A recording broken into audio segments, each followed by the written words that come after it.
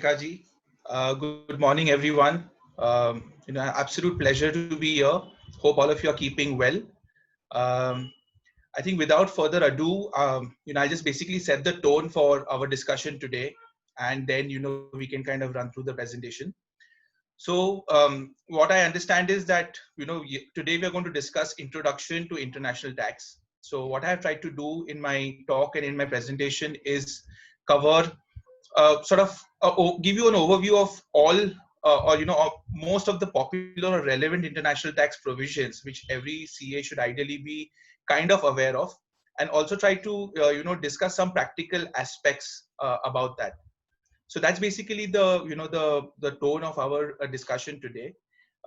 Any questions, would be happy to take them at the end of the session. Since I'll be sharing the presentation, I probably won't be able to see the chat box.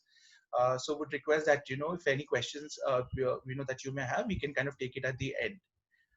So with that, I'll just share the screen and initiate the presentation.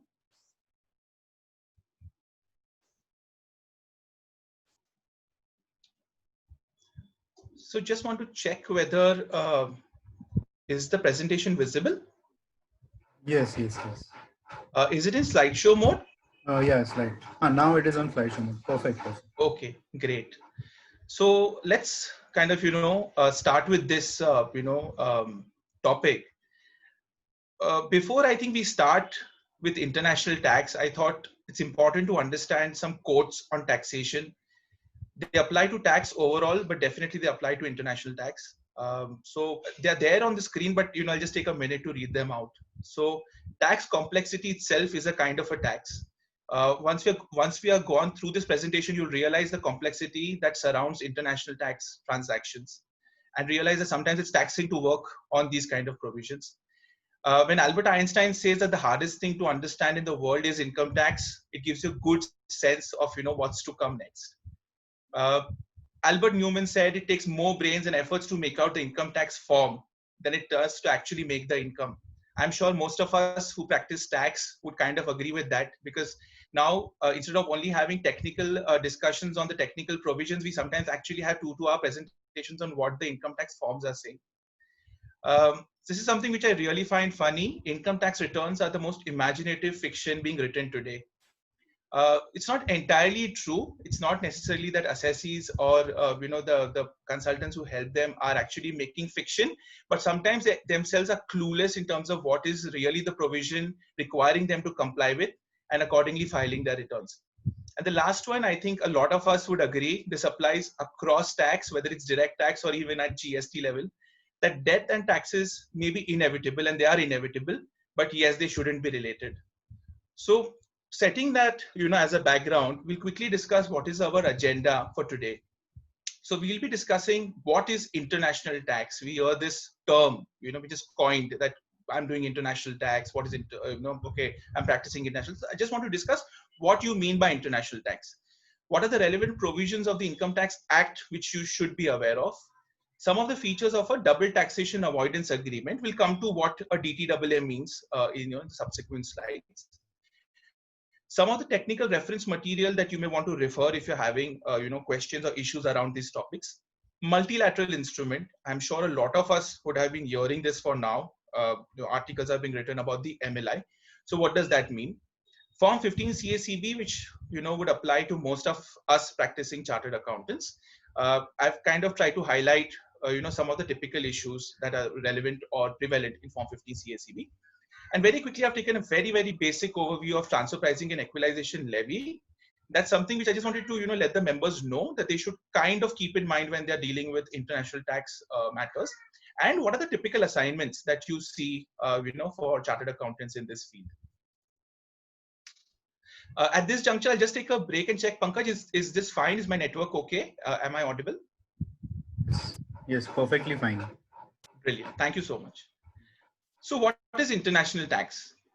See, international tax can be of 2 types. One, it is cross-border taxation, which essentially has India as the focal point. So it's a transaction which is having an Indian party. So there will be an Indian party. Typically, you're talking about more often than not a foreign entity which is earning income from an Indian party, and you want to see what is the applicability of the Income Tax Act to that party, and whether there's any corresponding DTAA, which will kind of, change your analysis. Alternatively, it can also have a situation where an Indian resident is making income from a foreign country. At the same time, while applicability of income tax is generally not too much of a doubt because you're an Indian resident and taxed on global basis, but a DTAA provision could be relevant in that situation. That's one type of international tax assignment. The other type of international tax assignment is a pure taxation of a country which is not obviously India. So you would hear that there are chartered accountancy firms which are kind of having domain expertise on USA taxation, Australia tax, or teams within the firm which have that kind of domain expertise. This is very, very relevant when the client wants a sort of a complete or holistic picture. So more often than not, what we've seen is that while the Indian chartered accountants are experts in Indian taxation, the client also wants some knowledge or comfort on the other leg. So if the client is from USA and is earning income from India, while he's happy to learn from you what is the Indian tax provision, but they also want to know how will this be treated back in my home country. Some of the CA firms do specialize in that, and that's also a niche area, but that's not very sort of common. So this presentation I've mainly kept on the Indian side because that is something which we do on a normal or a generic basis. So we'll be mainly discussing cross-border taxation matters. As I mentioned, there are two types of sort of typical transactions: non-resident earning income from Indian resident, or an Indian resident earning income from a non-resident. These are the typical cross-border transactions where one party is Indian, the other is not. Now, to understand the importance of international tax, why is it so important, especially what can it kind of do to your business? So we'll take a couple of very quick illustrations. So let's take illustration number 1, and tax credit. See, this is the sort of the most basic sort of an issue. Now let's take A Limited, which is a company in the US. Say, for example, it earns interest income from India, which is 100. The tax in the US, because it is a US company, it will be taxed on global income basis, is anyway 35%. So 35 is payable in the US. Now what happens is when Indian party makes the payment of interest, say for example, Indian party deducts 20% tax. Now 20 rupees has already been deducted in India, only 80 has been received abroad. Now if the US authorities do not give any credit for the 20 that has been paid in India, they will anyway recover 35 from that party because the income is 100. It's only been subject to tax and 80 has been received in the US. So if there's no tax credit available in the US for taxes paid in India, it's a sort of a big issue because you're paying 55, 35 in the US and 20 you've already paid in India. Now the issue becomes much simpler if you have a tax credit mechanism where the US says that, okay, fine, I mean, you've earned income from India, you've paid your due share of taxes in India, we agree, we accept that. Fair enough. When you're paying 35, take 20 as a minus because you've paid it, will give you credit for Indian taxes, and you'll only end up paying 15 in cash in the US. And ultimately your effective tax rate remains 35. So you can imagine that that international tax issue or the cross-border issue for the US taxpayer is critical. The tax in India is critical. If it's not creditable in the US, there is a problem. Similarly, let's take an inverse situation. B Limited is an incorporated company in India. It is earning income from the US. Say for instance, India, it has to pay anyways 30%. Now US is deducting 10% tax on that. Similarly, if India does not give credit for the 10 that has been paid in the US and income is considered as 100, then the 30 is payable in India and effectively your total outgo becomes 40. If you get a credit in India, the total outgo remains at 30. So you can imagine that taking a very proper position on your foreign activities and taxation is very, very important. If you get a credit in your resident country, there will be no real leakage in business. Obviously, there are various rules with foreign tax credit, but that's a complicated issue by itself. But the basic idea is you need to get a tax credit. Otherwise, there is a tax cost which is increasing for the business. Now, the issue gets aggravated in case where the taxation or the tax deduction in the country of source is happening at gross basis and not on net profit basis. So I'll just explain this to you. As you're aware, in India, when you're making a payment to a non-resident, more often than not, the TDS is deducted on the gross amount, 10% of whatever amount you're paying. So you're paying 100 from India, you deducted 10, right? Similarly, say for example, I'll give an example in the Indian side. So there's an Indian company, it has earned 100 from US, US has deducted 10 on that particular income. Now, Indian companies not paying tax on gross basis. There could be expenses that they will take as a set off in India before coming to the conclusion of what is the taxable income.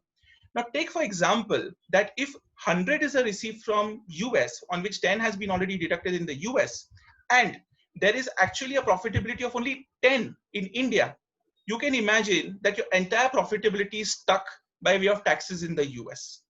So this also becomes a big issue in terms of tax, structuring your transactions when you're earning income from overseas. Now, also this gets compounded when, say, for example, you don't really have taxable income in India. So you're actually running losses in India, but your income has been subject to tax, say, in the US at 10%. Effectively, you can't take a refund in India for taxes that you have paid in the US. So that's anyways sort of a kind of a sunk cost. But you will end up incurring an expenditure even though you really have no income. So you're paying taxes in another country, although you have no income on a global basis. Now, these are the typical issues which make sort of international tax structuring a very lucrative situation. This is a typical question that whether an overall tax liability can be reduced by structuring operations across the globe.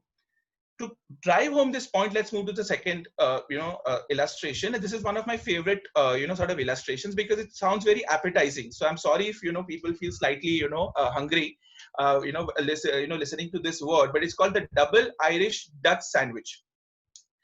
Without taking much ado and not really getting to technicals, what I just wanted to explain to the participants today is that there are ways and means possible by international structuring that multinational companies can kind of mitigate or avoid taxes and kind of do it legally. So tax planning, as we know, is permissible. Tax avoidance, as we know, is a gray area, but tax evasion is absolutely not permitted. But there were multinational companies which were kind of doing tax avoidance stroke planning strategies which were really bordering on tax evasion.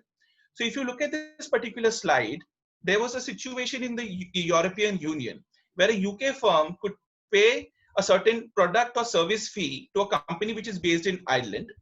Now, why it was going to Ireland is because Ireland was having very favorable tax provisions for intellectual property income. What used to happen is because of the technical provisions in Ireland, the money would be paid to subsidiary one in Ireland, who would have basically been a sub-licensed on the intellectual property. So it is bound to pay the money back to subsidiary two in the Netherlands and take a deduction. So basically what it earns from UK is kind of paid back to Netherlands. The income is zero. The Netherlands, where this money is received, again, is part of the EU, and EU has a directive that there will be no withholding tax when you're paying it out to another EU entity. But the Netherlands had a better provision where it said that there would be no tax on royalty at all, whether it is paid to EU or no. So a Netherlands company would then pay out another royalty, which will be to the IP holder, who's again a company in Ireland. So there's another Ireland company coming in the middle. But Ireland law permitted that Irish company to be treated as a non-resident under Ireland. So Ireland did not tax this amount, which it was receiving from the Netherlands company. And then this money was being sort of paid out to a company in Bermuda, which is basically a small island somewhere in the middle of the ocean, where there is actually no taxes. And what this structure basically allowed multinational companies to do is to not really pay taxes. I won't take names of the companies which have been accused of this. You can read it up on the internet. But because of the two Irish companies and covering the the Netherlands company in the middle, it became known as the double Irish Dutch sandwich. I will really drive home the point with illustration number 3, because typically we have seen that members get queries on, okay, I have to make a payment to a certain particular party. What is the TDS that I need to do? Let's take an example that I company has to make 3 service payments of the same type to a US company, to a Finland company, to a UAE company. More often than not, what people do understand is that, okay, fees for technical services under 917, there is a TDS of 10%. So, okay, 10% TDS to katna hai. That's the typical, perspective. But you can't just decide unilaterally what will be the TDS on this particular payment. You need to know what is the provision under an applicable tax treaty of India with each of these jurisdictions. Now, there are some technical requirements before moving to a treaty, which we'll discuss later. But just to again kind of explain to you that if you look at it from a perspective of India, Indian law says 10% TDS on FTS. Now, the moment I deal with a US company, a US treaty says that a fees for technical services or fees for included services, as it is called in that particular treaty, is sort of liable for tax for a rate not exceeding 15%. So now somebody will say, oh, US treaty is saying 15%, India is better 10%. But that's not enough. US also has a definition of fees for technical services, which is much more restricted than a definition of fees for technical services under the Indian tax law. So you need to refer to that particular section, particular provision before taking a position whether this income is really fees for technical services after reading both the Act and the treaty. So moving on, in case of Finland, in Finland, you will find that again, there's a tax rate of 10%. So people say, okay, Act is 10%, Finland is saying 10%, no problem, 10% I can do. But a very tricky point in the Finland treaty is that it does not have the same deeming provision under the Indian law. So what the Finland treaty kind of says is that the income or the fees for technical services will be deemed to accrue and arise, kind of, will be taxable in the country where the services are rendered. Now that's a big departure from, how the Indian law is worded. So you can possibly take a view that if the Finland company is providing services outside India, the income itself is not accruing in India. And hence, even though 10% is provided, this particular payment is not liable for TDS. Similarly, a UAE company does not have UAE treaty does not have an article on FTS. Now, what do? If it does not have an article on FTS, can I still say that, okay, I'll come back to the Act? Or will you take a view that, no, I will look for some other article where it will fit in. If it's not fitting into FTS, it can go under, say, business profit. What do I do? Or is it other income? The idea here is just to, enlighten the members that every transaction, while the type of the payment may be similar, the payer also may be similar, but the entire tax analysis changes based on who is the recipient, what is its position under the Act, what is its position under the double tax treaty. So just to again kind of emphasize what is the importance. So as we are aware, Indian economy has opened up significantly. There is significant globalization happening, and transactions of Indian residents and non-residents have increased significantly. I tried to list down the typical payments that happen from India: import, royalty, FTS payments, software purchases, interest, export commission, dividend, and now also a lot of payments are going on to digital services part.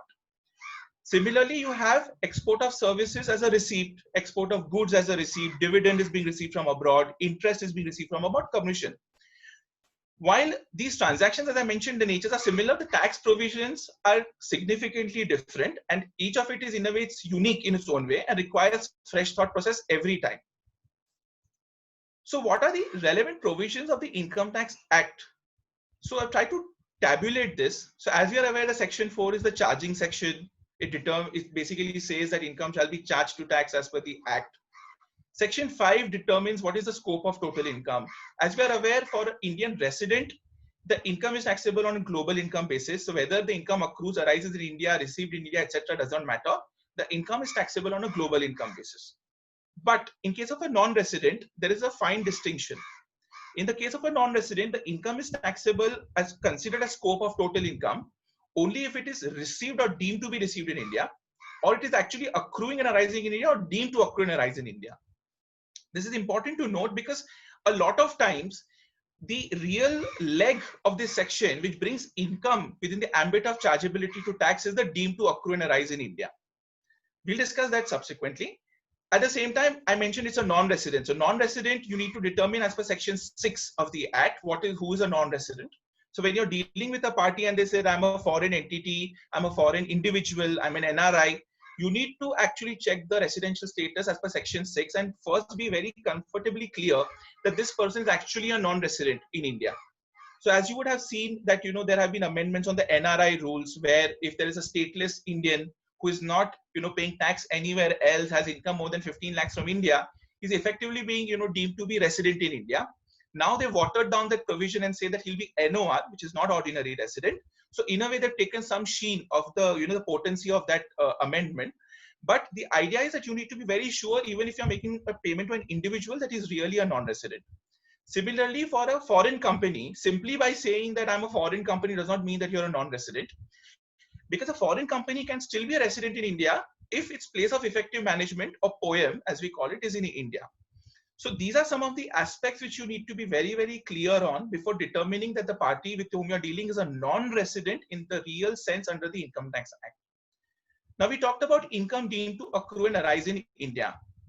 Typically, these are the four heads. Either it will be a business income, a capital gain income, a royalty, FTS. I've not really mentioned interest and dividend because those are quite simple. But these four are the ones which typically have some sort of complicated analysis to understand. Also, you must be aware that Section 10, which deals with exempt income, is important. So as we are aware that payment of interest to an NRI on an NRE deposit is exempt from tax. So Section 10 knowledge is important because it should not so happen that an income which is exempt under Section 10, or there are some concessional provisions under Section 10 which are available, have been ignored while doing the analysis. Section 1990A, basically these are sections which permit Indian government to enter into tax treaties. We'll again discuss that in detail. But the idea is that a tax treaty will allow certain other provisions to be read into the Indian tax law. So it's supposed to be supplementing the position, sort of a beneficial document which allows a certain relief over and above what is given in the Income Tax Act. Again, there's a discussion on GAR. So as we know, general anti-avoidance rule has been introduced in India, and it's mainly to avoid or not permit certain tax benefits if the substance of the transaction was only to take tax benefit. It does not have a commercial backing. Lastly, Section 195A, this is important to know, it's about grossing up. So you would have probably read or heard that your parties which are non-resident send the invoice to the client and say that, okay, I need 100. This is my invoice for 100. I need 100 in my bank account. If there's any TDS that has to be paid in India, that's your outlook. Now, what happens in that situation? Commercially, you may be acceptable to that, but under the Indian income tax law, you need to gross up the payment. So the tax amount needs to be grossed up, and then you have to apply it in a manner that the tax on that grossed up amount matches overall the rate as per whatever is the act and treaty. And at the same time, the net amount being remitted is what is the gross amount as per the invoice, which is required by the party. Pankaj, is it good till now? Yeah, perfect. Perfect, thank you. So let us discuss Section 9 in little bit more detail. So I've broken up Section 9 into the 7 parts that really are the crux of this section. Section 911 is a sort of a generic section. What it says is that any income arising from a business connection in India, or from an asset or a property or a source in India, or from a capital asset situated in India, will be sort of deemed to accrue and arise in India. 912 talks about salary income when it is earned in India. What is earned, we'll see it later. 913 says that any salary paid by government to an Indian citizen for a service outside India will always be deemed to accrue and arise in India. So there's no real question on that. Dividend paid by an Indian company outside India to a non-resident deemed to accrue and arise in India. No questions on that. Interest, royalty, and fees for technical services. These are per se deemed to accrue and arise in India in 3 sort of situations. One, when it is paid by the government. So if it's paid by the government, it's over. It's deemed to accrue and arise in India. Or if it's paid by a resident or a non-resident. So very important to note here, a payment even by a non-resident to another non-resident can be deemed to accrue and arise in India and have tax implication in India. Okay, if that particular payment pertains to a business or a source of income in India. So this is very important because a lot of time people lose this, the significance of this I will explain subsequently. But this is important to know that when are the incomes deemed to accrue and arise in India. So I've broken this down in a simple way in a tabular form. So business connection. Now we always hear, oh, what is a business connection? Or, you take a declaration from, the party that I don't have a business connection in India.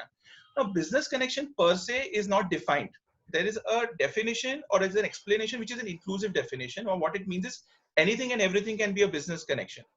But what has been, effectively explained in that particular, a certain of the judgments or the, by the Supreme Court is that there should be an intimate business relation with India. So business connection, if I have to put it in a very simple term, business connection does not mean business with India.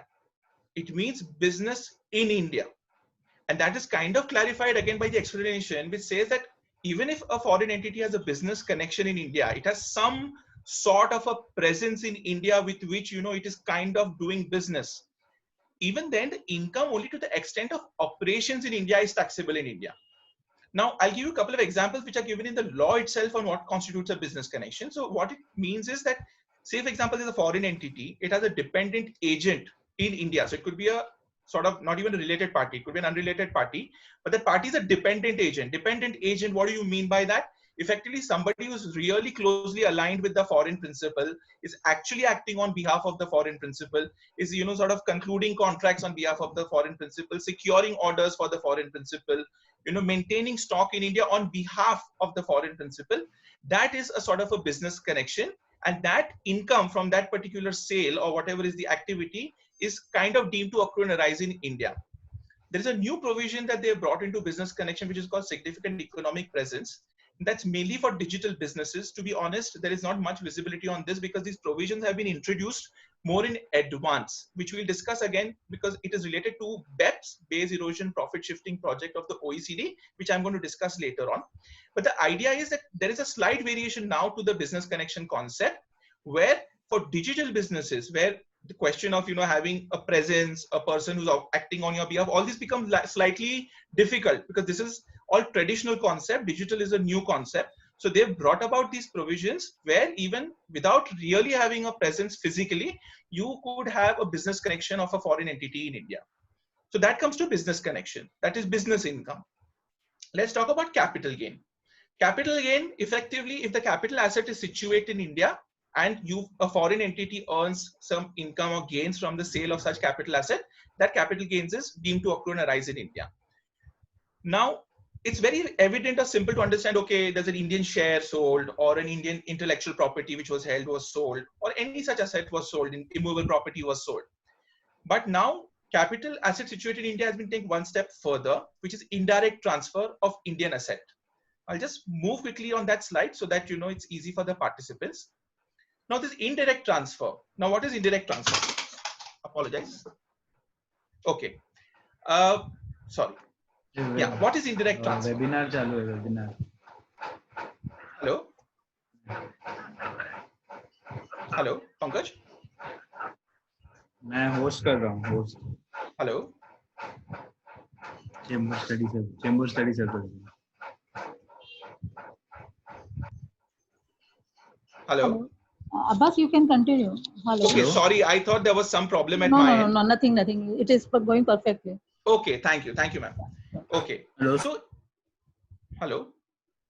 Yeah, but sorry, you can continue. Okay, thanks. Yeah, so let's talk about indirect transfer. So while we are aware of what is, you know, so you have a client or, you know, you see transaction where there is foreign direct investment in an Indian company, foreigner or non-resident is owning the shares in the Indian company, and there is a sale of that Indian share to another resident or a non-resident. That's a direct transfer. It's very evident that you're transferring, or the foreign entity is transferring, an Indian share, and the capital gains from that sale needs to be deemed to accrue and arise in India, and there will be, you know, consequent tax provisions. Now, what is indirect transfer? This is a section, or this is an amendment in the law which came post 2012 because of the Vodafone ruling, which I'm sure most of us know is a landmark ruling. This provision brought in a deeming fiction. Now, what did it say? As you can see in the diagram, say for example that there's an investor outside India. That investor is holding shares in another offshore entity, which is again a company which is outside India. But that offshore entity's main asset or main value is being derived from investment in Indian companies. What happened prior to 2012, or what happened in the Vodafone case, is that when the investor sold the shares of the offshore entity, which derived value substantially from assets in India, the capital gains was held to be not deemed to accrue and rise in India because the foreign entity share is not situate in India. And that kind of, you know, created a situation where tax structuring could take place without necessarily paying taxes. So foreign entities could divest their Indian operations by not selling the Indian company, but selling the entity which holds the Indian company. So to plug this kind of a issue, they brought in the indirect transfer. Now what it says is that the investor will still be liable to tax in India, or will the income or the capital gain will be deemed to accrue and rise in India from the sale of the offshore entity if the offshore entity derives its value substantially from assets located in India. Now, what is meant by substantial value? Indian assets should be at least 10 crore, and the foreign entity, the total assets of that when you do the comparison of the Indian assets to its total asset, the Indian asset should be equal to a more than 50% of its total assets. So if this condition is satisfied, then even offshore capital gain by a non-resident of another non-resident entity will be sort of deemed to accrue and arise in India. To mitigate hardship for small shareholders, because there could be some small shareholders, who have not done some, exotic tax structuring, like, the one which we discussed earlier. So if he holds only 5% or less, then the indirect transfer provisions don't apply. Otherwise, the indirect transfer provisions kind of apply and the income is deemed to accrue and arise in India. Now, if ultimately the income is held to be taxable in India, looking at the other provisions of the Act, then technically the seller is required to obtain a PAN. So investor who's outside India required to obtain a PAN, file a tax return in India disclosing this indirect transfer, make the tax payment as well. Even the buyer, who could be another offshore entity, would still be required to obtain TAN, withhold the tax, and file the withholding tax returns. Indian entity is also required to do certain disclosures to the tax authorities. Otherwise, there are penalties involved. Important point to note here is that it's very, sort of when you look at the rules and regulations which are applicable to indirect transfers, it's a very complicated, issue. And if you are aware of such a transfer happening, or if you have a client for whom you're doing the audit and you look at the holding chart abroad and you see that the shareholding has changed, which you may not be aware, because in your client's books, the shareholding is of the overseas company that continues to be, but the overall shareholding has changed. You may want to check the applicability of indirect transfer. Moving on, the other sort of income that needs to be seen is salary income. Now, I mentioned that salary income is deemed to accrue and arise in India if it is earned in India. Now, what the section provides is that it will be deemed to be earned in India if the service is rendered in India. Now, whom does this cover? So as we know that, typically Indian employees anyways are, sort of earning income from India, providing services in India. But for non-resident employees or employees of foreign multinational companies who are deputed to India, they may actually say that, no, my employment is with my foreign company. I am kind of earning my income outside. I'm not really doing any, I'm not earning anything. I'm not receiving the money here. But that doesn't work, because as long as the service is rendered in India, the income is deemed to accrue and arise in India, even if it's salary income earned by a foreign, employer. And this has also been confirmed now by Supreme Court in case of Eli Lilly. Important point to note here is that deputation. So when, say, for example, a foreign, company sends somebody from its home country to Indian company for overseeing operation, keeps the person on the foreign employment, keeps paying the salary abroad, but this person effectively stays in India, works in India, for the benefit of the Indian company.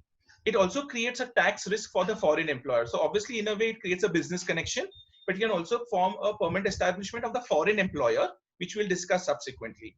So salary income, you should see these points, that whether the individual is taxable, whether it's creating a risk for the foreign entity. Dividend, as I mentioned, is very simple. Dividend paid by an Indian company, it's deemed to accrue and arise in India. There's nothing much to discuss.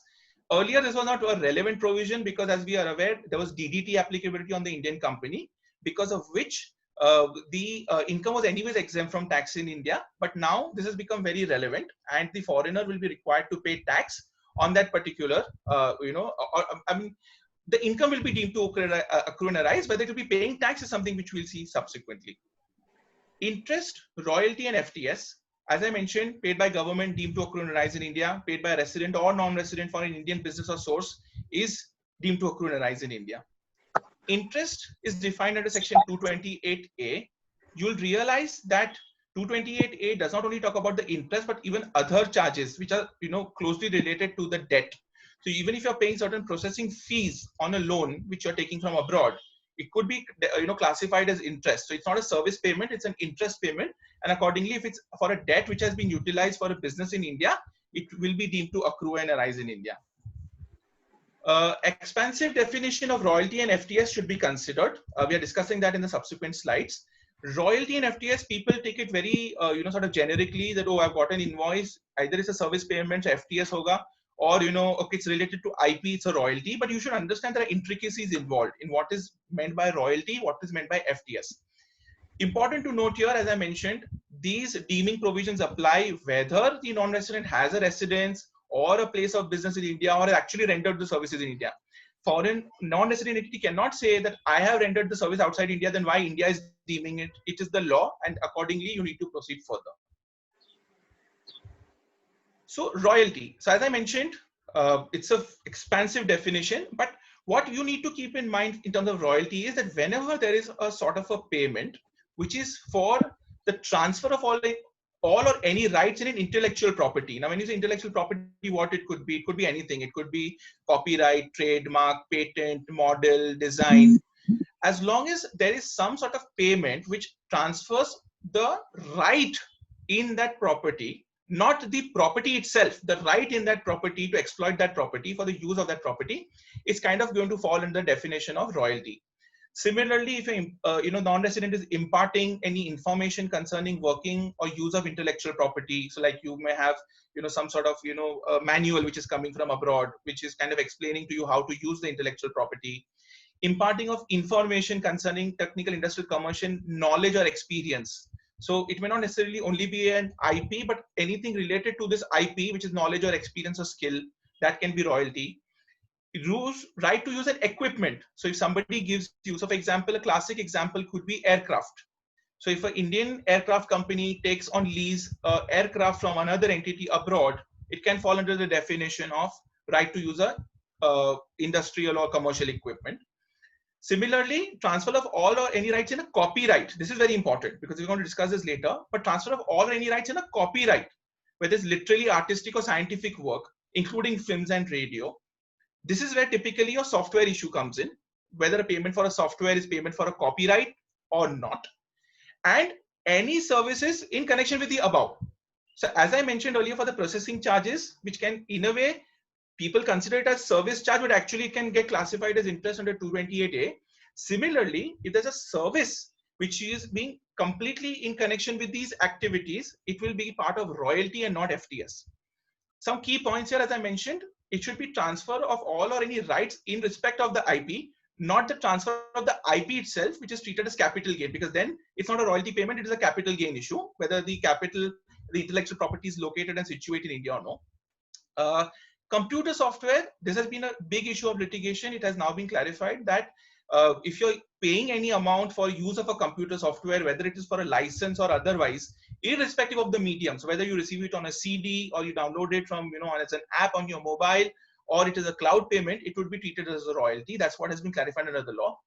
The law also clarifies that there is no need to distinguish payments on the basis that the equipment is not under the control of the payer, but what I'm paying for, I'm not even using it directly, or this party is not even located in India, or this equipment is not located in India. This is kind of done for earlier litigation issues on satellite payments, because that was the view that was taken, that I'm only paying for a service. The satellite, that equipment is not even in India, it is floating in space, it is not under my control.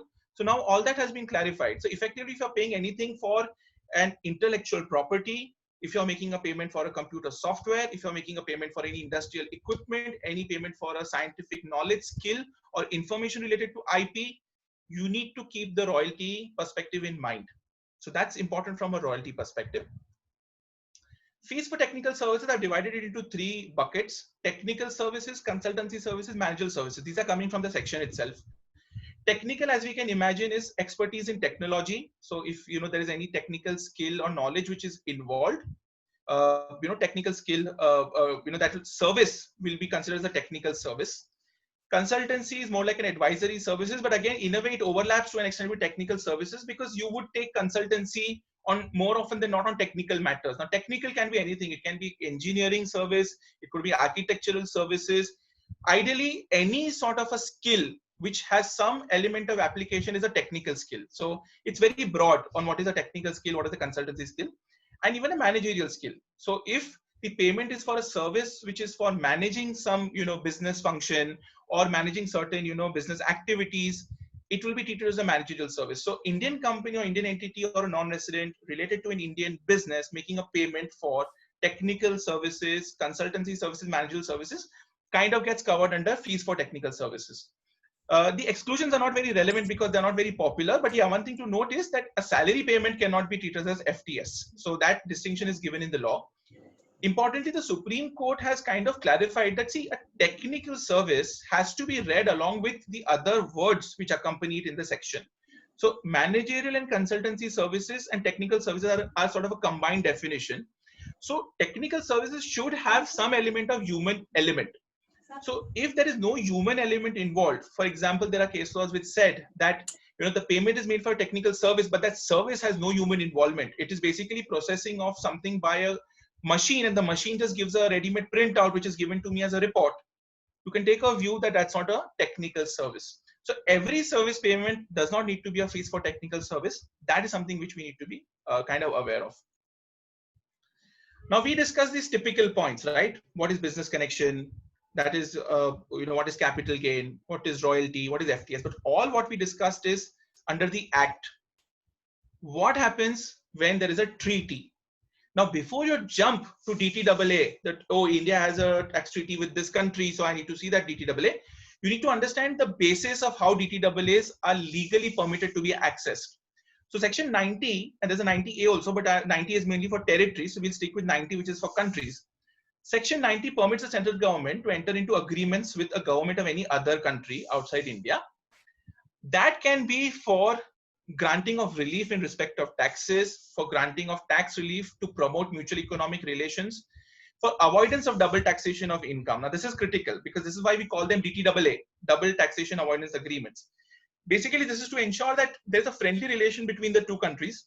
The treaty says that, okay, fine, if due to whatever other interplay of the tax laws between the two countries, if there's any tax kind of payable in one jurisdiction, the other jurisdiction will respect that and will kind of, give some sort of a relief. It could be avoidance, in terms of giving tax credit, exemption, etc. But that's like a friendly thing to have, the treaty. The treaty can be as simple as for exchange of information for prevention of tax evasion or avoidance. So you will find treaties of India with certain jurisdictions like Jersey, etc., which are purely for exchange of information. There is no other provision in that particular treaty, or in fact for recovery of income tax. So as you would be reading in the papers, now India is pushing heavily under the treaties to get economic offenders either extradited to India or help or ask for help in that jurisdiction to liquidate assets of that person and recover the taxes which are due in India. So this is broadly the section 90, which permits introduction of the treaty concept into our analysis. What section 90 also says is that at the option of the assessee or the taxpayer, the provision of the Act or the DTAA, whichever is more beneficial, will apply. So in a way, it is a preferential treatment given to any party which is actually eligible for DTAA. Now, I'm not saying non-resident only, because typically, yes, a non-resident will access DTAA in India. But at the same time, there could be an Indian resident earning income from another jurisdiction, which may have some beneficial treaty provision in India. It's very rare. India really does not do that. But it can happen that, for example, India could have a provision with another jurisdiction which says that if my person earns income from your jurisdiction and it is taxable in that jurisdiction, I will exempt that income from India. So it's not necessarily that DTAA is only used by non-resident. It can be used by resident also, but typically it's used by non-resident. Now it has been clarified that this section cannot apply blatantly, that, okay, I'm a non-resident, I have the relevant documents, I have the TRC and other information, I'm tax resident, you have to give me treaty benefit. Your law section 90 says that. To cover situations of tax avoidance or, sort of colorable devices for tax evasion, now it has been clarified that if GAR is applicable, then the treaty benefit can be denied. So now it's no longer sort of a, it's not a situation that you can, non-resident can insist that treaty benefit has to be provided. If GAR is applicable, treaty benefit could be denied. We'll discuss that subsequently. So what is DTAA? A DTAA is an international agreement. Mostly it's bilateral. It's an agreement which documents understanding between jurisdictions to, facilitate achieving common goals. So if you see, when you read the heading of certain treaties, India, Mauritius, India, Singapore, they also have a reference, India, UAE, they have a reference that we also not only want to kind of give double tax avoidance, we want to avoid double taxation, we also want mutual economic, relations to grow. So whatever it is documented in the treaty. A treaty, as we should very importantly understand, it's a document, it's an agreement which mainly allocates taxing right to the two countries. It cannot per se create an income chargeability. So for example, earlier, dividend was exempt from tax in India, right? Because DDT was paid by the Indian company.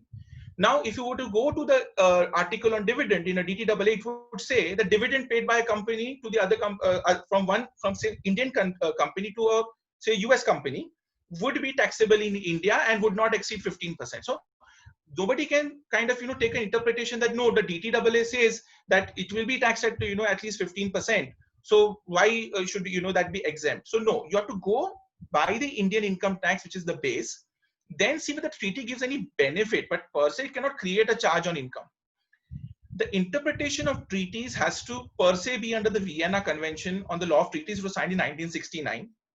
What it says is that treaties have to be implemented, analyzed, and sort of respected in good faith. So you have to kind of have a sort of a friendly approach to a treaty.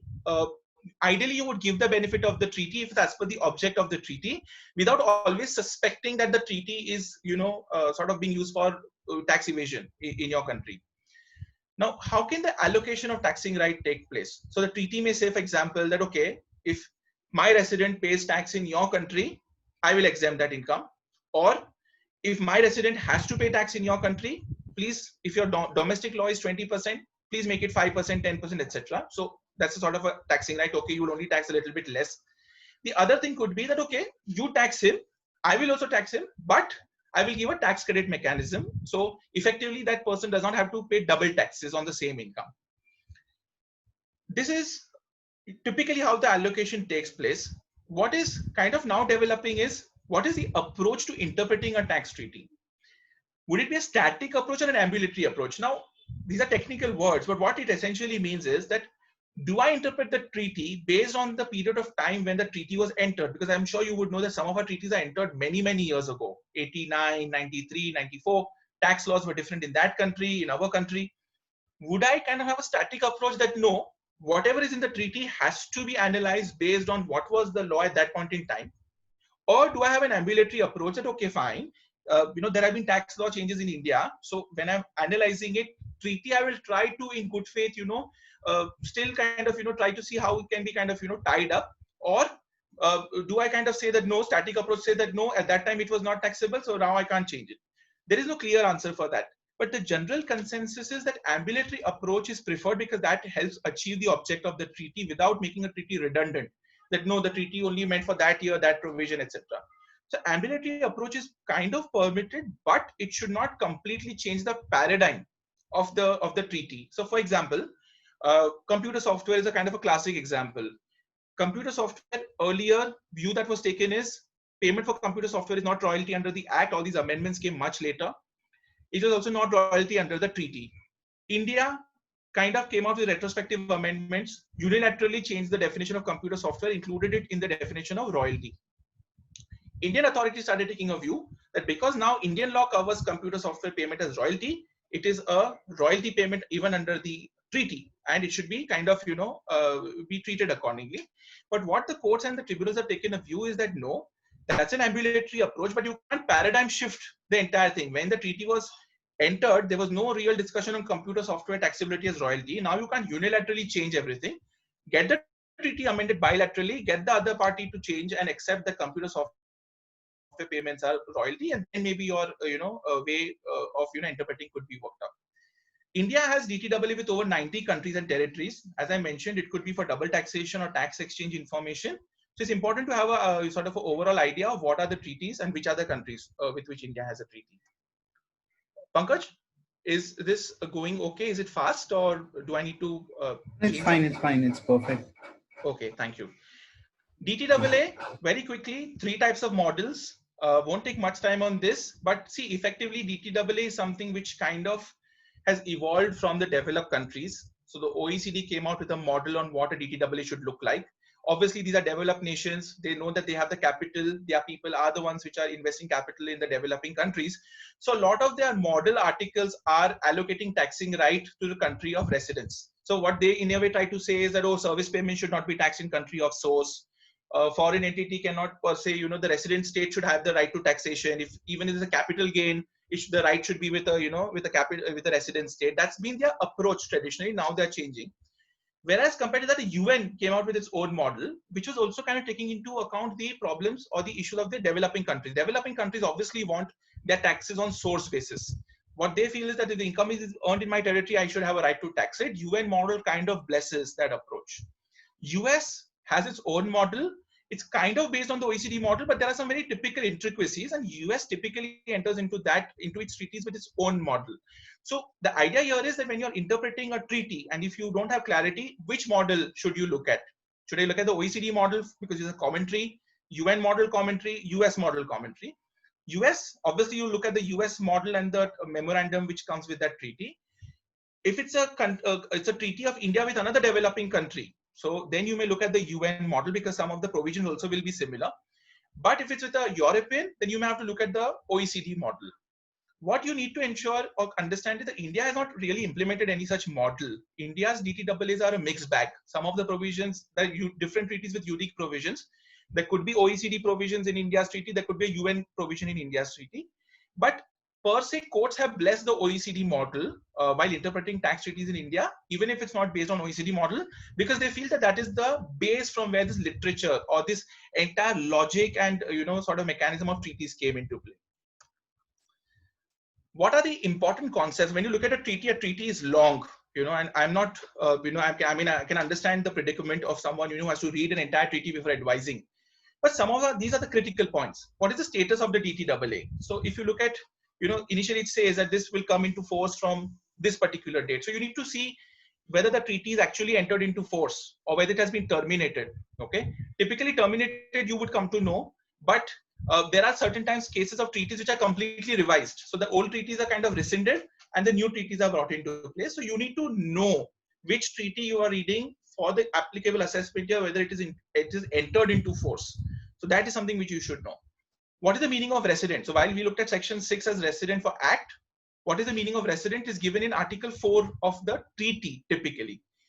Now, what it will say is that a person is resident if he's a taxable unit of that jurisdiction. It is treated as a taxable entity or a company, etc.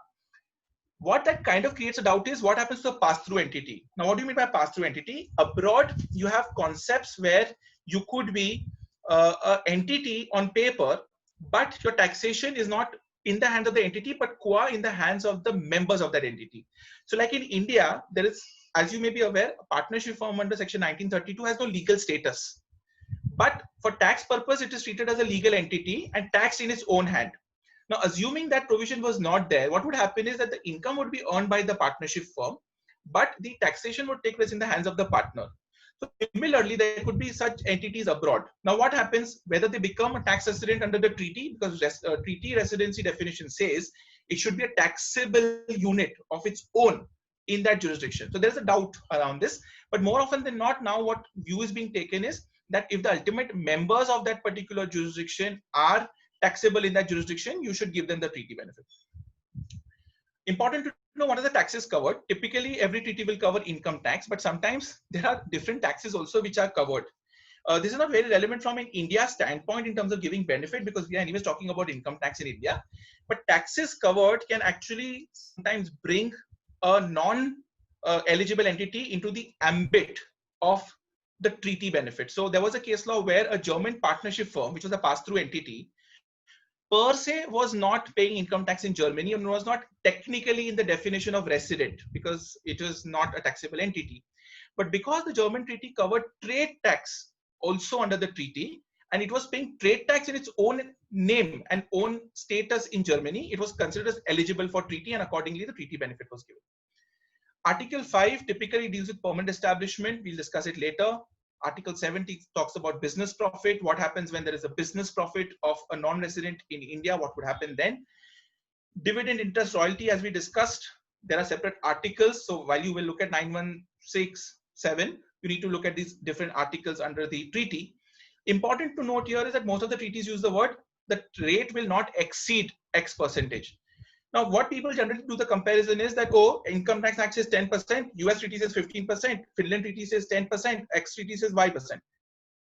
It actually doesn't say that's a percentage. What it says is it should not exceed that percentage. So if you're making a payment to a US party, the rate of TDS under Income Tax Act is 10% plus surcharge cess. US treaty says 15%. It does not really mean that the tax has to be deducted 15%.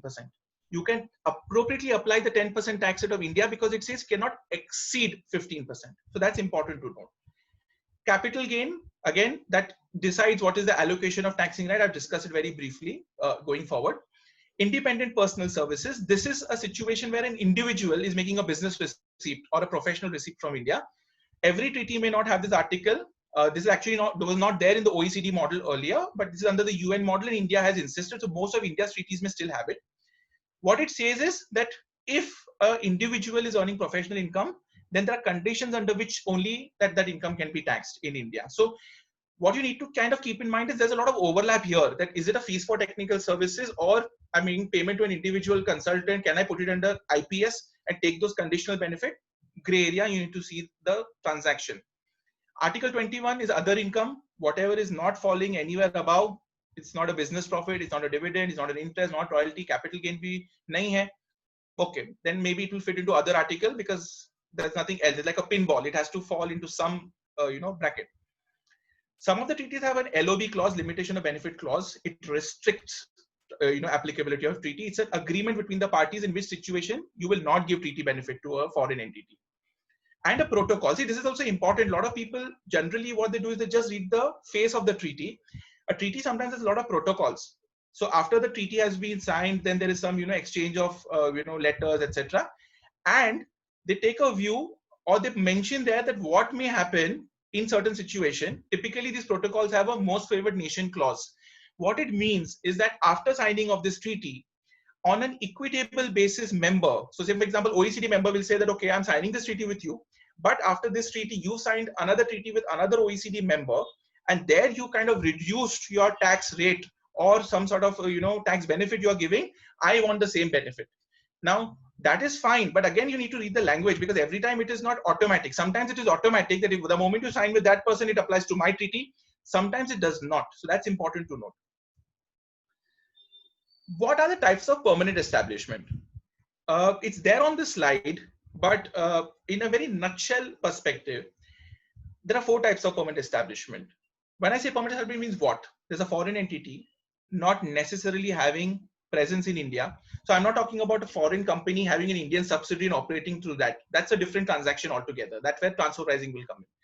I'm talking about a foreign entity which is doing Indian business without necessarily having a subsidiary or anything of that sort in India. What happens then? That entity will still be deemed to have a taxable presence or a permanent establishment, as we call it, if, for example, it has a branch or an office, a project office, for example, could result in a sort of a liaison office, could result in a fixed place fee. It has a factory and a mine, store, sales outlet. Now we need to keep this in mind that, see, this is alienated from FEMA. Now somebody may say that, it's not permissible under FEMA itself. That's okay, but that's under FEMA law. But this is under the tax law. The tax law, if you are held to have any of these entities, you may have a fixed place fee. Similarly, as I mentioned, for business connection, agency fee concept is there. If you have a dependent agent in India doing conclusion of contracts, securing of orders, maintaining on stock on behalf, this is important, on behalf of the foreign principal, then that agent could create a PE of the foreign principal in India.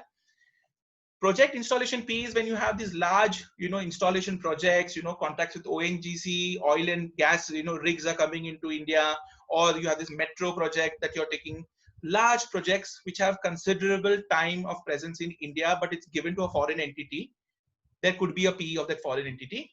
And a service fee. This is very important. Typically, you come to know, or you hear, that there was some issue, the customer had a problem, I had to fly in people from abroad, to solve the problem.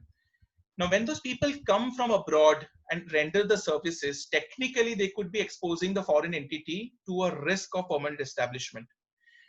Now, in case of fixed place fee, there is no real mention of what is the time period. OECD commentary says 6 months, but we've had case laws in India where even a 3-day event of F1 has been held to be a fixed place fee. So that's a case-to-case situation. Agency fee, again, does not have any time limit. All it says is if that activity is being done, you may have an agency fee. For a project or a service fee, you need to meet the threshold given in that particular treaty.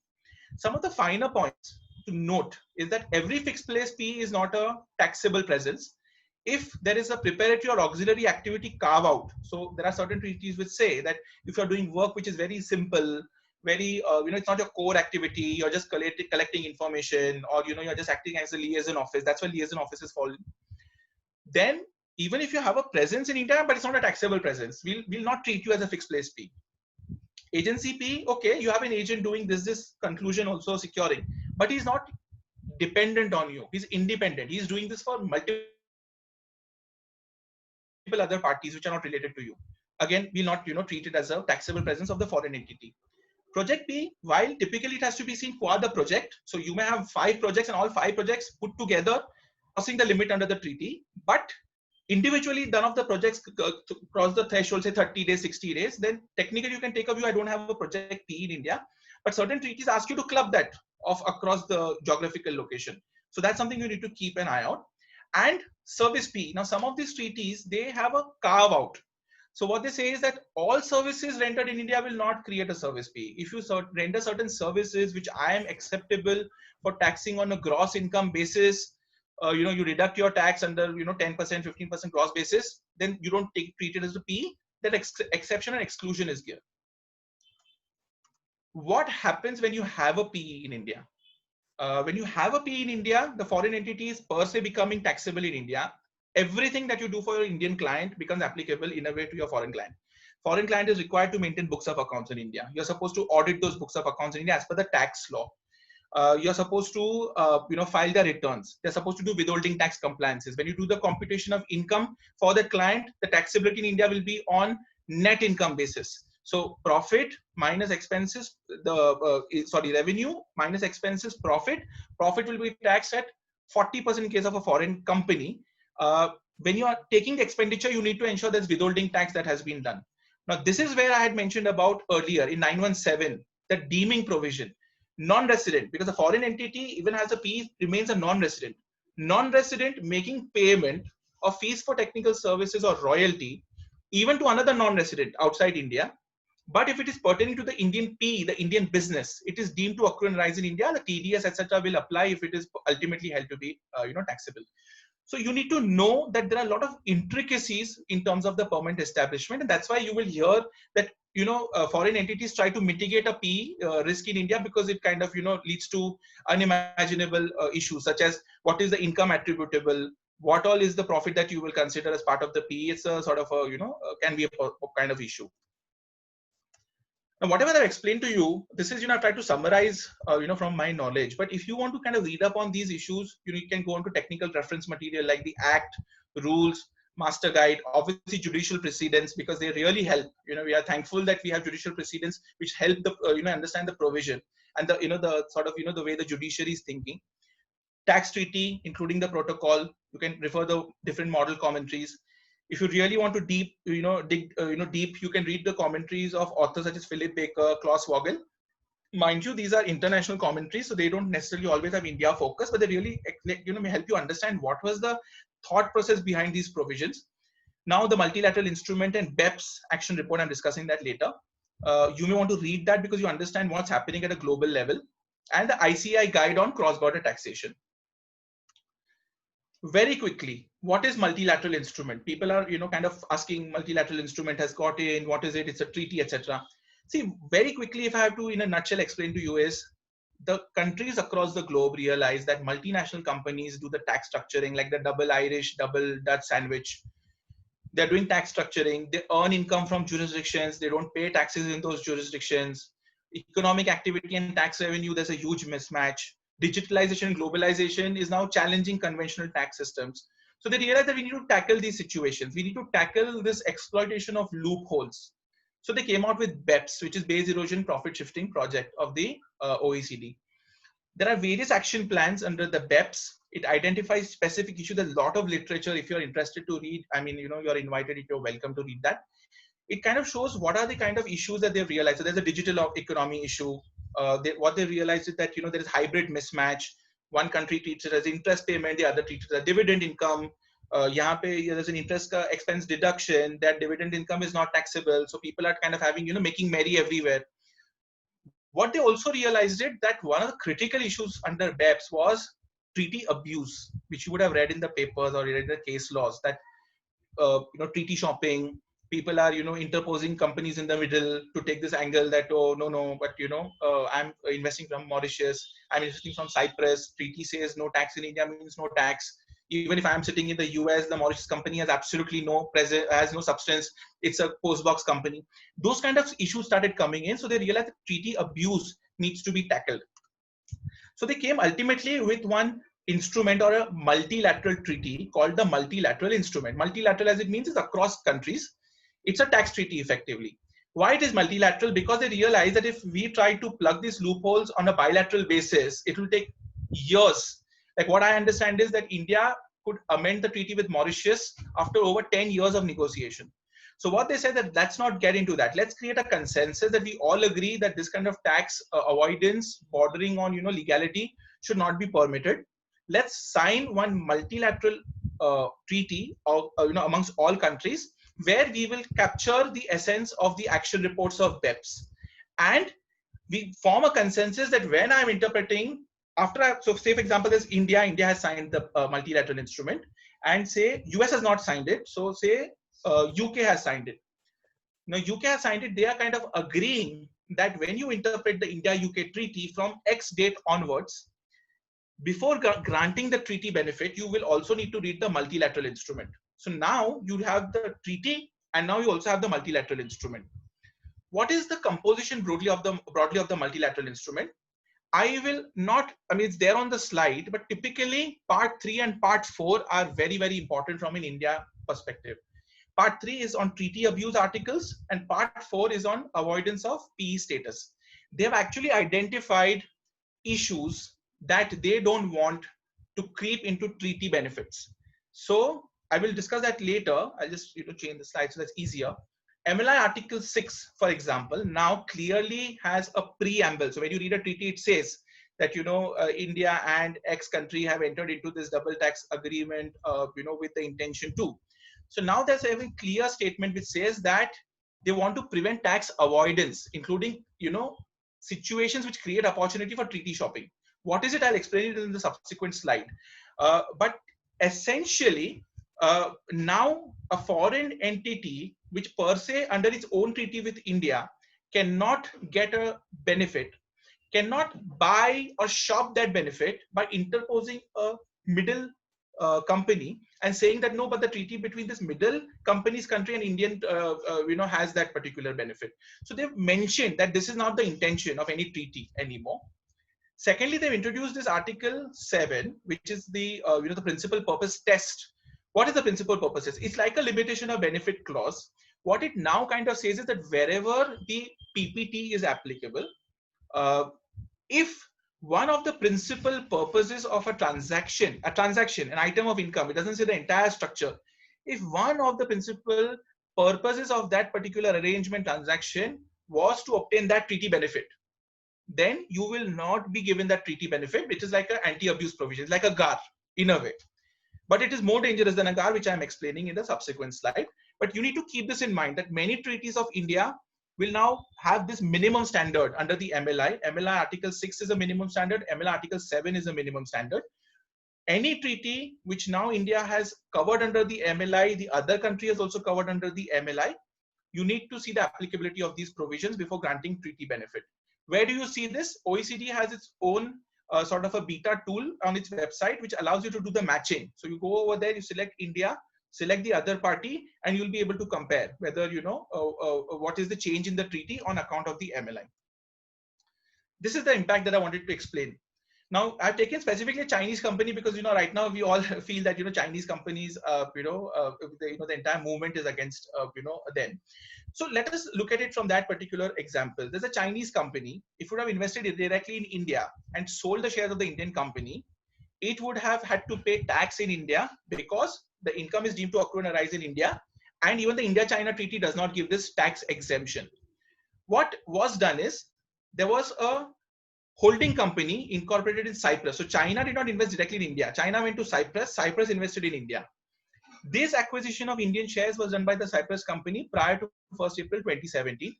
India-Cyprus treaty says that shares acquired by a Cyprus company prior to 1st April 2017 of Indian company shares, the capital gains on that will not be taxable in India, even if they are sold anytime in the future. So if it's sold, say, even in 25, and assuming the treaty doesn't change, even in 2025, the Cyprus company will not pay tax in India. Now, typically the logic till now has been that, okay, Cyprus company will give you the TRC, they will get you the taxation certificate.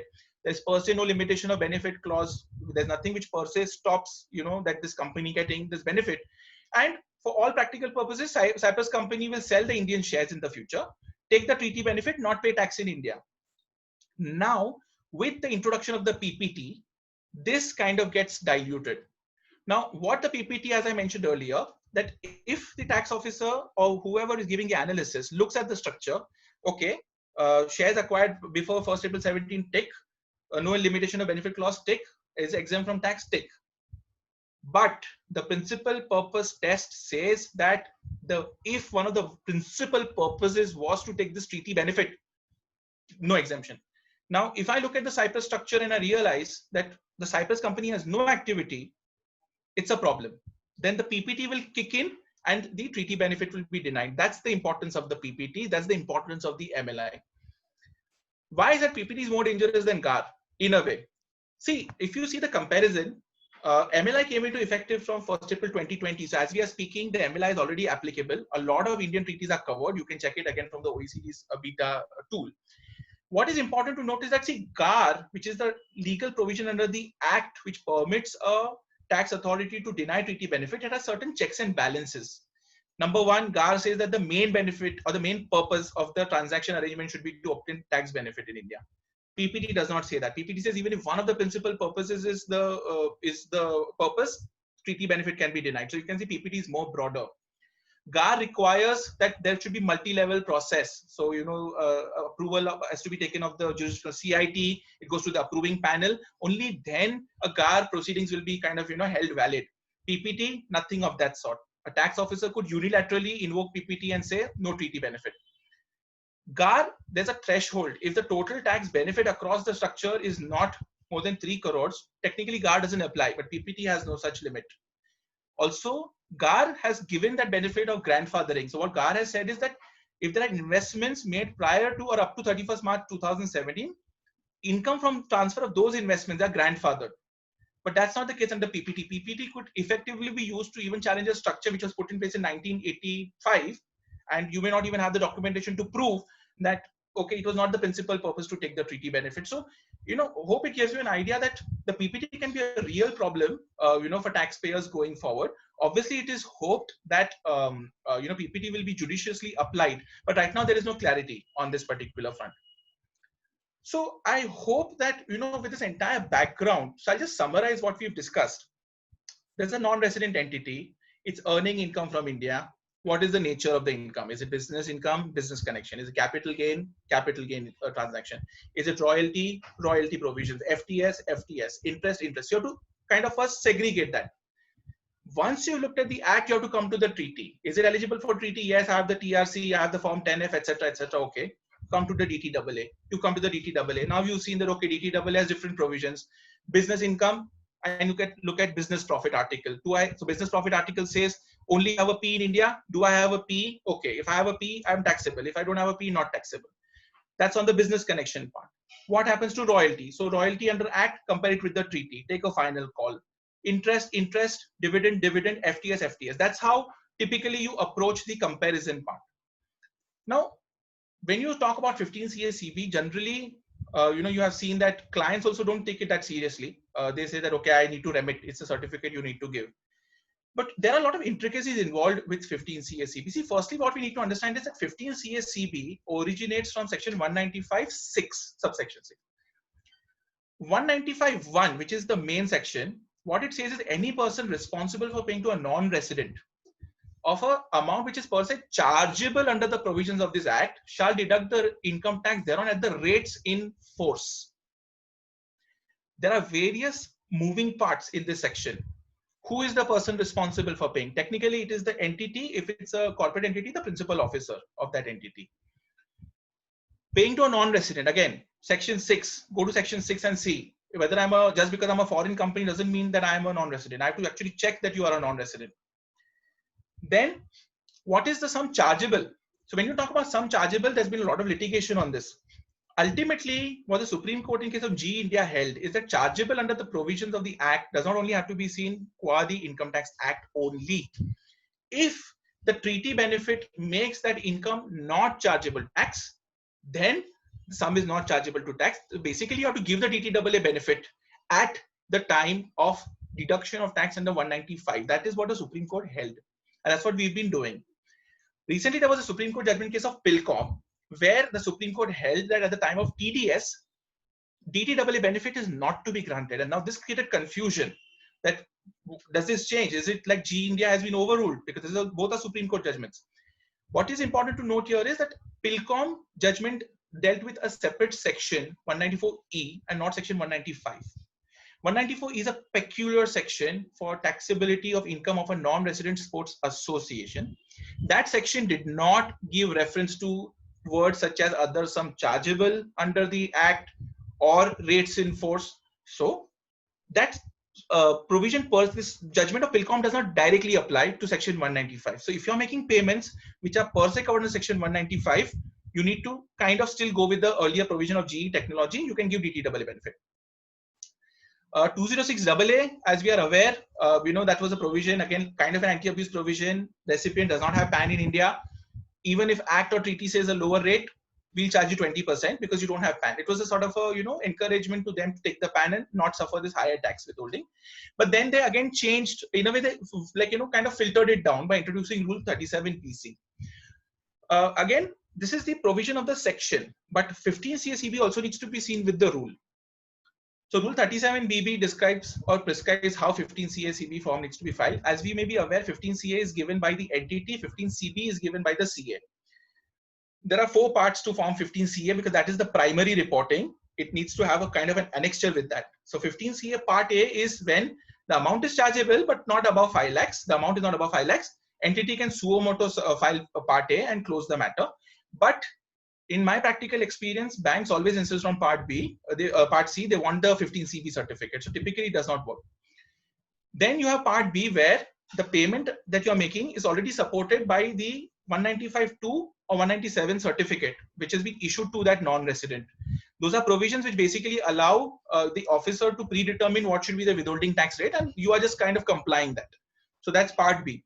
Part C is where we come into play, where there is no officer certificate. The amount also is either above 5 lakhs or even bank is insisting.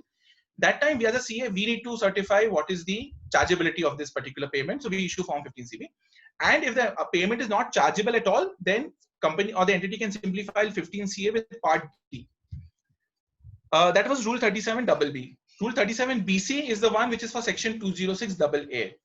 What it basically says is that if you are making a payment to a party, which is a non-resident, it's interest, royalty, FTS, capital gains. This is the earlier rule. Now dividend is effective, unfortunately, only from October 2020. So creating some sort of a issue. What happens in the time lag in the middle. But essentially what it says is that if you're making a payment of interest, royalty, FTS, capital gains, which is per se liable to a tax rate lower than the act, or you're giving some sort of benefit of a lower tax rate, it's lower than 206AA 20% rate. If the foreign entity gives a TRC and gives this particular information, name, email, contact number, identification number, you still don't apply 206AA. So I have seen in my practical experience, sometimes people miss this particular rule, and the moment the foreign party does not have PAN, kind of jump to 206AA. This is something which may be of value. Quickly, what are the documents which are required for issuing form 15 CACB? Invoice, obviously. You want to see what is the invoice. Agreement, if you can't understand what is the transaction, you may insist on the agreement between the two parties. Copy of PAN of the foreign entity. The foreign entity does not have PAN. Go to Rule 37BC. TRC with Form 10F. Again, queries asked, Form 10F, is it a replacement for TRC? The answer is no. Form 10F is a supplementary document. It can support particulars which are required by Rule 21AB if it is not mentioned on the face of the TRC. 10F is not a substitute for TRC. Declaration is required from the foreign entity. Typically, I would suggest that the declaration should not be very simplistic, where it says that I confirm that I'm a resident of that country, my taxes number is this, and sometimes it's as simple as that. You may want to include that I'm a residential, my residential status under the act is also of non-resident, and I'm a resident of my other country. I don't have a permanent establishment in India. The income which I am getting paid is not attributable to any permanent establishment in India. I am the beneficial owner of the income that I am receiving from this particular party. I am not restricted by the LOB or the PPT, in taking a tax treaty benefit in India. You may in fact even want to put an indemnity clause that I indemnify you in case if something goes wrong, because I'll show you the repercussions can be, quite high. You insist on the tax payment challan because you just don't want to kind of, sign something, without checking whether tax is actually paid. By law, you're supposed to go to the SBI TT rate, as per Rule 26 and 115. SBI TT rate, as you all know, is not readily available. So you have to pay to get that particular rate. By law, you have to follow that. If you are not doing that, you will want to make a disclosure in some way that you have followed a rate which is not the SBI TT rate. RBI purpose code, this is something important. You have to put the correct purpose code. I've seen 15 CV certificates get rejected if the RBI purpose code is wrong. So for example, if there is a like a transfer happening of shares and it was an investment in an FDI route, and if you don't select the FDI and you select FPI, foreign portfolio, your certificate will not be accepted by the bank. So you may want to also do a double check with your banker or with your client what is the RBI purpose code, which will match the overall transaction. And obviously you didn't. We need to have that sort of generated before we kind of issue the 15 CB. Typical payments, very briefly, royalty. You've received some payment, some invoice or payment, which is use of intellectual property. You may want to check the royalty angle. It's for software. Now, software, whether it is a computer software, which is a copyright or a copyrighted article, I've tried to summarize some of the judgments in this slide. I'm not going to go through so much in detail. What I just want the members and the participants to be aware of, that there is a lot of litigation on how a payment for a computer software is looked at when it is being analyzed under the definition of royalty. The principal argument is, am I actually paying for a copyright or am I paying for a copyrighted article? Typically, the position that has been taken is that if it is an article, you are only exploiting a software. Now, typically, it would be easier to understand if it is coming on a CD. If you buy a CD and it's kind of having an MRP, it's subjected to GST, etc., then it's okay. It's very simple. It's a good that you're buying. But otherwise, I'm just buying a license key. I'm downloading the software from online. I just went and downloaded. Sometimes I've seen people make payment by credit card. They don't even go through this process of 15 CB, which is again not correct. The idea what you need to see is that the nitty-gritties of the software are checked before determining whether it is royalty. If it is found it is a standard software like a Microsoft Office, it's standard, you download and you start using, it's a copyrighted article, not a copyright. If the software that you're paying for is embedded, like for example, a hospital has bought an MRI machine, and in that MRI machine you have to load up a certain software. The software is useless without the MRI machine. So a view has been taken that it is embedded in the hardware. It can't be royalty. Subscription fees. I mean, I just got certain copyrighted material for which I'm paying money and accessing. I'm not really paying for the copyright of that article. I'm paying for the copyrighted material. So no. Standardized business information report. You find that certain entities have this standard business information report, the Outlook, etc., done in Bradstreet. In fact, that's one of the judgments I've quoted down there. That's again like similar to sale of book. It's not really an intellectual property transfer. So these are the rationales which have been held to say that computer software or payments related to computer software are not royalty. Obviously under the treaty, most of them are under the treaty. But again, in the box below, you will see that somewhere qualitative research and analysis was held to be a royalty. So if you see above, specialized database subscription fees was held to be not royalty because it's copyrighted material, but a distinction was drawn in case of Gartner, where it was held that qualitative research and analysis, which is enabling decision making, is a sort of a royalty payment. So royalty is a big issue. If you're making payments for computer software, please be careful. Drawings and design. Are you paying for a already ready drawing and design? If yes, more often than not, that will be royalty. But if you pay somebody to create a drawing, it's a service, and it may not go under royalty, it may go under FTS. Again, imparting of information, every information imparting is not necessary. It has to be information imparting which is relevant to industrial, commercial, scientific experience or skill. So again, you need to see it from an analytic point of view, whether it is really royalty. FTS, sometimes if you see under the treaty, the word does not include managerial. It only talks about technical and consultancy services. If you're making payment of managerial service, it's FTS under the act, but not under the treaty. Now, what is it? It's like a business receipt. If it's a business receipt, is there a service fee? If there's no service fee, is it taxable? If yes, I mean, if you don't have a P, obviously it's not taxable, but it can be treated as other income, because other income does not require a requirement of a P. So a lot of complications have to be seen. Certain treaties have a make available clause, like US, as I mentioned, as a restrictive definition. Every FTS technical consultancy payment is not FIS under the, or FTS under the India-US treaty. That payment should make available. Now, what do you mean by make available? It's a complicated issue by itself. But what is the general principle is, if the payer is able to kind of do the same activity on its own without future recourse to the vendor from whom this service has been taken, the technology, skill, etc. has been made available to the payer, and hence it's a FIS. If it's not, again, it's not an FIS under the US treaty. Again, you go to service P if there's a service P. If no, you may actually not deduct tax on that. And there are excluded payments. So, for example, you will see personal payments are not covered under FIS, FTS. Under the per se, under the income tax law, that may not be a sort of a carve out. Even an individual making payment for an individual purpose may be liable to deduct tax. I mean, practically people may not do that. But there are certain clear exclusions under the treaties which say that personal payments are not to be taxed. Payments made to universities is not to be taxed, etc. So you need to see the definition of FTS carefully. IPS, as I mentioned, IPS typically applies to individuals, but it can apply to a firm or a company. Netherlands treaty kind of reads like that. It applies to all residents. Again, the issue is, can I take an IPS benefit and say it's a professional fee payment? It's not FTS. The person has no base in India. I'm not going to tax it. That's one view. Other view is that no, it is an FTS payment. Don't look at IPS, look at FTS. So you need to see the interplay of where that service is getting ultimately captured. Business income, typically when you pay export commission to an agent outside India, there are CBD circulars also which say that per se it's not taxable in India, it's not liable to TDS in India. But there have also been cases where they've said that no, there is some sort of a presence and you need to deduct tax. Like recently there was a judgment which said that purchase of spare parts from a foreign company, well, as such, import of goods does not attract withholding tax or TDS. Still, it was subject to TDS. So you need to see again, what is the nature of that particular payment, and whether, like for example, export commission, is it really a commission or is it bordering on technical services? If it's technical services, it's not an export commission. It could be an FTS. You may want to deduct tax on that. Interest, again, very important. There are effectively two rates of interest for TDS: 20% for foreign currency borrowing, 40% for residual. You have a company, it has taken money in the form of compulsory convertible debentures. Technically, it's a debenture, you have to pay interest, but that amount is accruing on a rupee debt because the CCD is denominated in rupees. Technically, the rate of TDS is 40%, unless it is reduced under the treaty. Now, under the treaty, the definition of interest is more or less not a problem. You can get a treaty benefit if you're eligible otherwise.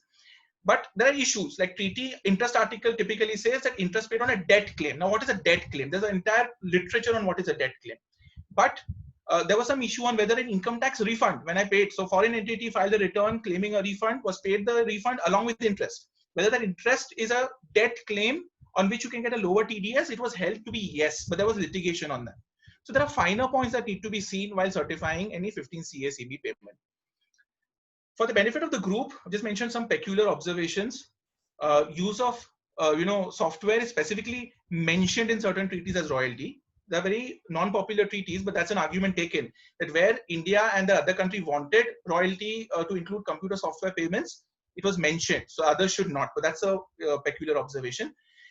I mentioned about scientific equipment, right? If you're making use for scientific equipment, Belgium, Israel, Netherlands, these treaties don't have this clause. So if you're making a payment of similar nature under the treaty, it's not a royalty. You can go to business profit, no P, no tax.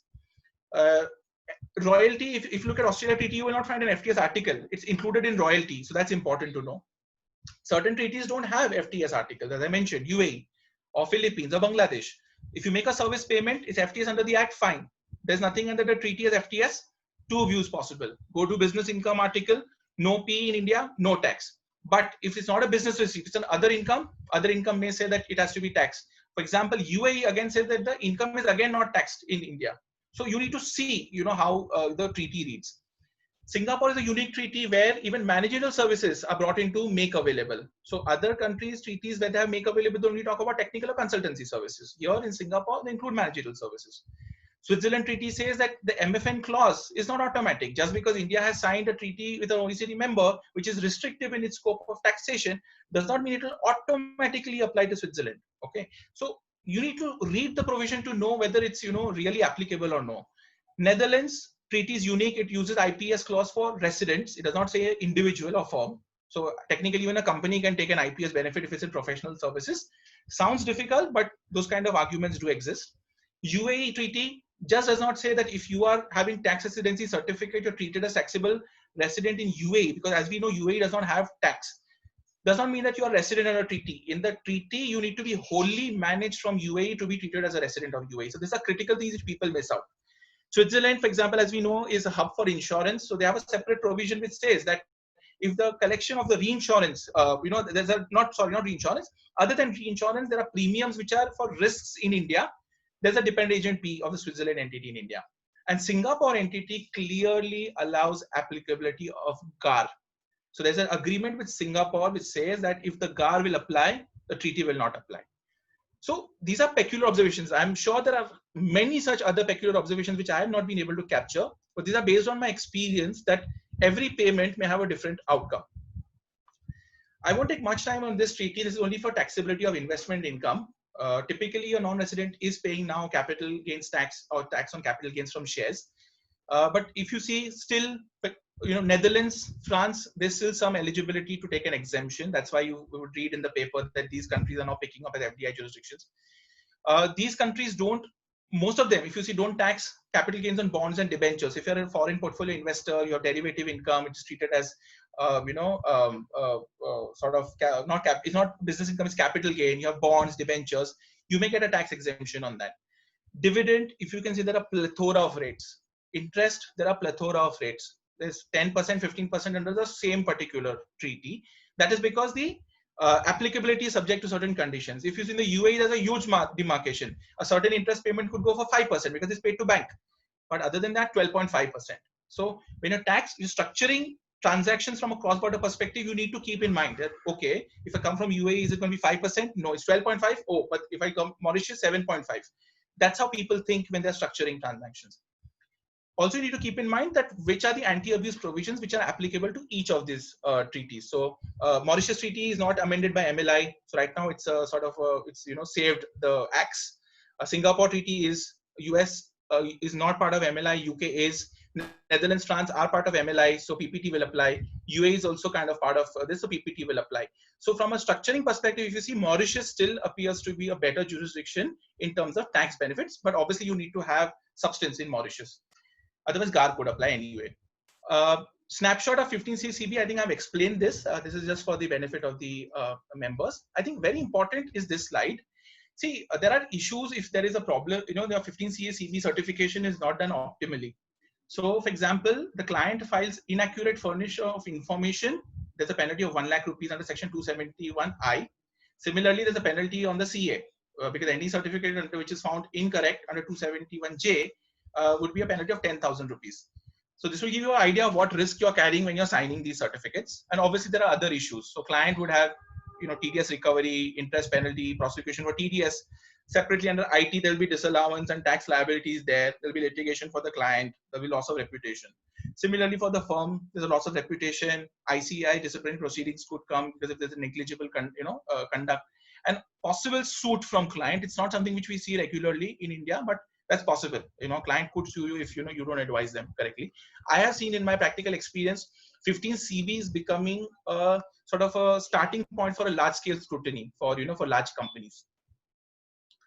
So that's from a 15 CB perspective. Very quickly, I'll just talk about transfer pricing. I'm sure members are aware about it. Transfer pricing came all the way back in 2001, so it's been around for 19-20 years. The idea of transfer pricing is that cross-border transactions which involve related parties should not be used to take out tax base from India. When I say tax base from India, could be one Indian company earning income from abroad from a related party should earn the income which even a third party would earn from a similar transaction. The income should not be lowered because it is a related party, because India has high taxes, etc., because of which India does not get taxes on that income. Similarly, there should not be expenses sitting in the P&L of the Indian entity which are excessive, which in a way reduce the taxable profit and reduce the taxes. These were mainly introduced keeping international transactions in mind, but now even domestic transactions are covered. earlier there was a big issue on this because any 48(2)B payment etc. was covered. Now in a way it's only applicable when there are tax holiday units, and as we are aware, very few tax holidays are now available. So the potency of that has reduced, plus the 20 crore limit is kind of applicable to fairly large companies, I would say. So mainly transfer pricing needs to be seen from the cross-border perspective, where there's an Indian party transacting with a foreign party. There are also deeming provisions which I have not discussed. They're quite complicated. The deeming provisions whereby an Indian transaction between an Indian party and another Indian resident can be deemed to be an international transaction, provided that the other party, which is third party, the terms and everything are in effect determined by some associated enterprise overseas. So you need to see the transaction from an overall perspective to determine whether this is a transaction between associated enterprises, they are related, and it's an international transaction. Now, what is the definition of associated enterprise? It's very wide. It's not just to do with shareholding. You could have shareholding, common board of directors. The person who's appointing board of directors in both the companies is the same. So that's the common. One entity is owned by one individual, another entity is owned by a relative of that individual. So what is the meaning of relative of that individual? Also, there's some very finer and peculiar points. For example, if one entity has given a loan to the other entity, and the loan constitutes more than 51% of the total book value of assets of the other entity, then there's an associated enterprise relationship. Or for example, the other enterprise is guaranteeing, no real transaction, just guarantee given that, okay, total borrowings of this enterprise, more than 10% of that is guaranteed by one entity, there's an associated enterprise relationship. So the idea is you need to be aware that it's not simpliciter.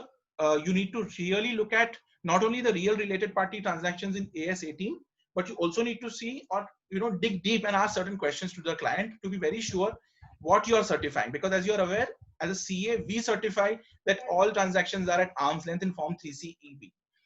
Another important thing to mention is that per se, if you transact with, or if your client transacts with the associated enterprise, it's an international transaction, requirement to maintain documentation is anyways there. But if it is more than 1 crore, the value of the transaction, then the detailed documentation has to be maintained. That is where, as you would have heard, there are people who say that we do transfer pricing studies. We prepare an entire document which kind of puts down the entire background. What is the group? What is the Indian company? What is the foreign associated enterprise doing? What are their function, asset, risk, FAR analysis as we call it. Then we determine what is the size, who are the comparables. So if you were to do a public database, you find comparables that, okay, my company does XYZ activity, another company of the same size, same sort of features does this kind of activity. What is the margin that the other entity is earning? And if your margin is in line with that margin, you can give a sort of a comfort that it is sort of under transfer pricing, it's fine. But if there is a problem, yes, then you need to see what you need to do.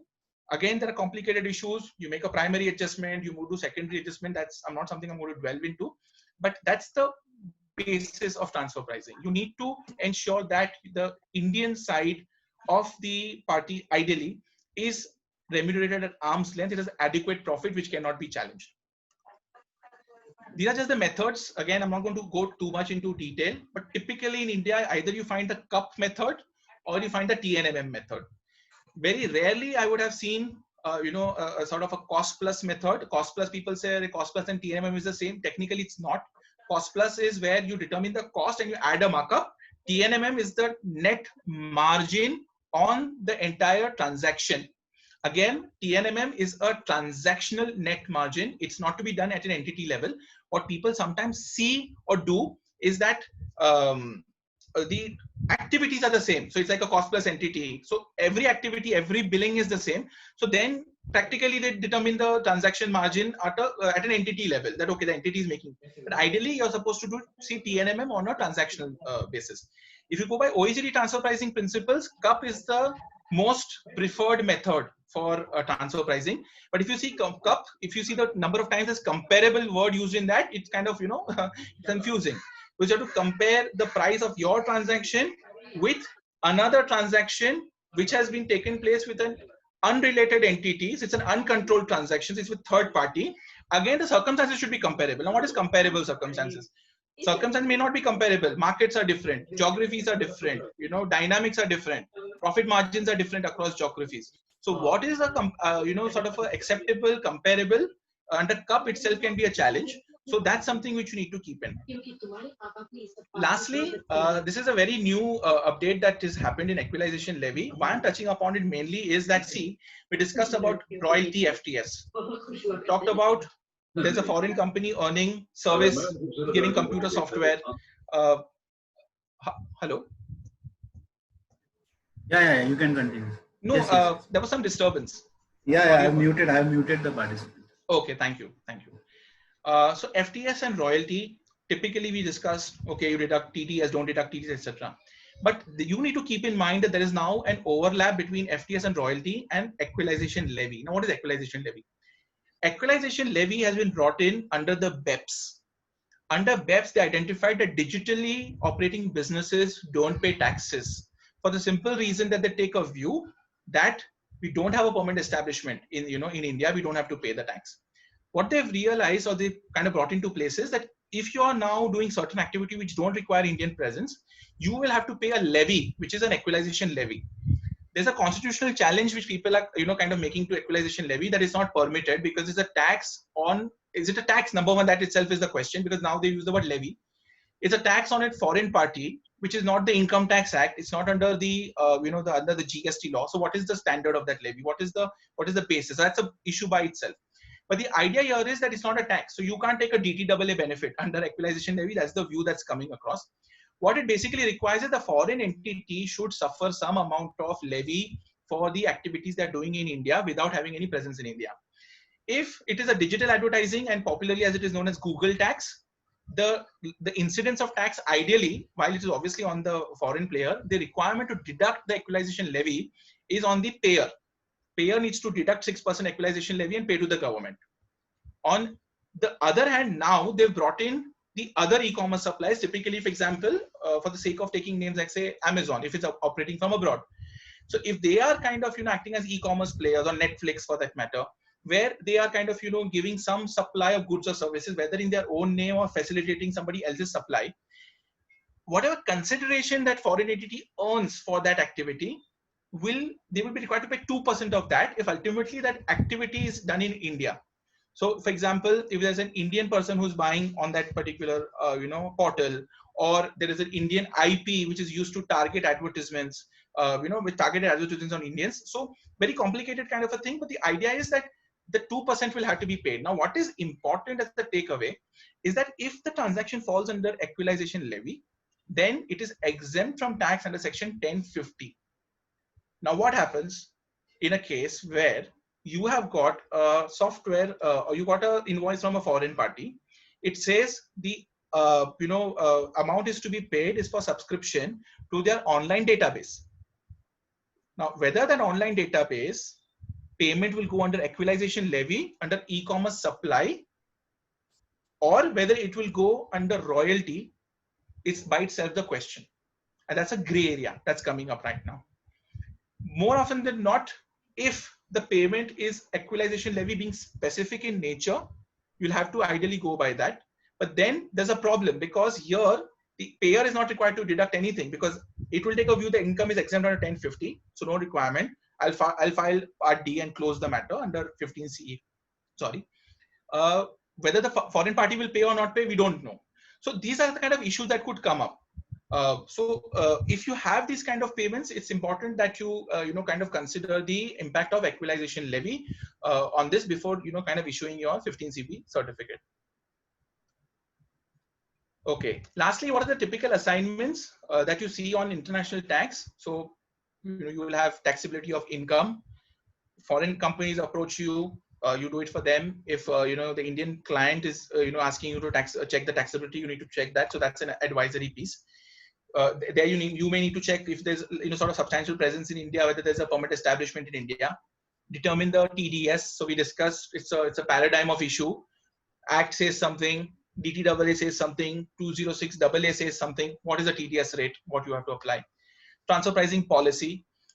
So transfer pricing policy, you may identify issues. So for example, you may be approached only for a 15 CB, but you feel that, oh, this interest that is getting paid out is not in line with arm's length policy. So you may have to kind of do advisory around that. And expatriate deputation arrangements and other sort of advisory that we see. where there's somebody who's being deputed. So while you do the TDS, what is the risk for the foreign entity? Does it have a PE? Does it have to file a take a PAN, file a return? A lot of complications on that advisory bit. And obviously, in compliance is something which we do even for our domestic clients. It's only taking a one notch up and kind of doing it for sorry, for our for the non-resident bit, obtaining the PAN. So there's a form 49AA which is separate. Filing tax returns. Per se, the tax return forms are the same, but how you select data in that is the key over here, because a lot of things don't apply to non-residents. Filing the transfer pricing return of the form, so you file the form 3CEB. You may also have to do the benchmarking study. Something new called as the CBCR. I've not discussed that. That's another thing which came out from BEPS. You have to file those particular forms. And obviously issuing certificates for remittance to non-resident. Form 15CB, as we know, is a typical way. Sometimes when you do work for FPIs and other kinds of foreign investors, there could be other certificates which you may have to issue, but more or less the logic remains the same. So these are the typical type of assignments that you see in a advisory or compliance bit. Yes, so that's the end of my presentation. I hope that I hope I've not tried to cover a lot of things. I hope I have not exceeded the sort of idea that you had from this presentation. My perspective was that you should be aware that there is multi-dimensional things which you need to see when you're dealing with cross-border payments.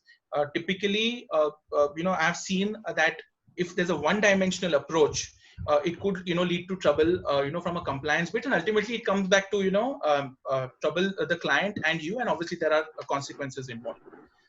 So with that, I thank you for your patient listening and my presentation. If there are any questions, I'm not sure whether we have adequate time. Pankaj? It's okay if members have question, we can take. We Sure. can take some questions. Sure. Any member has questions, please you can come forward and ask.